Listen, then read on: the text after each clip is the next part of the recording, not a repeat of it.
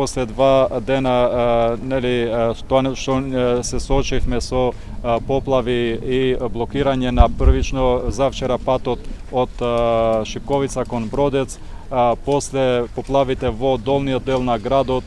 каде поголем дел од улици, поголем дел од јавни институции, школи и приватни куќи беа поплавени од големиот принос на вода. А денеска ни се случи дополнително ова со пожарот во ова фабрика позади нас, која според информациите кои ги добивме се случи околу 9 часот наутро. Значи се работи за фабрика која произведува материјали на база на нафтени деривати и како што знаеме тоа се високо запаливи материјали и затоа значи еве 5 час веќе успеавме да се локализира пожарот, но уште гори затоа што има уште запалив материјал. Во овој дел би сакал да ги заблагодарам сите противпожарни единици од целата држава кои дојдоа и кои покажа поддршка да се приклучат на изгаснување на овој пожар, поконкретно од самиот почеток на поддршка на противпожарната единица од Тетово дојдоат противпожарната единица од Гостивар, од Куманово, од Скопје и од Кавадарци.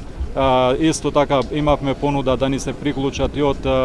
Струмици, од Битола, но договоривме дека поради далечината веќе имавме информации дека се локализира пожарот и немаше потреба да ни се приклучат, но тие покажа степен на подготвеност да кога ќе ги побараме да ни се приклучат. Во овој дел исто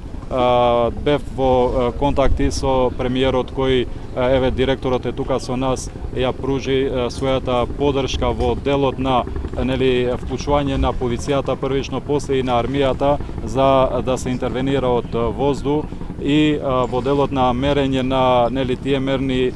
параметри кои беа кажани и изнесени од директорот. Тоа е голема, значи со голема важност за нас, затоа што луѓето, граѓаните на Тетово беа во неизвестност дали има некој штетна материја која може да биде штетна по нивното здравје. Значи со информациите кои ги добивме, веќе сме по смирени дека не се работи за некоја штетна материја. Затоа, значи, во овој дел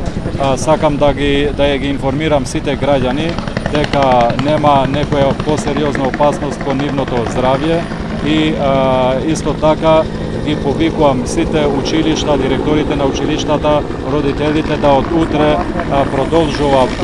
образовниот процес, затоа што денеска, додека не ги добивме овие информации, побаравме од сите училишта, основни и средни училишта и градинките да ги пуштат децата дома и да не излегуваат на отворено. Но поради тоа што веќе добивме индикатори и информации дека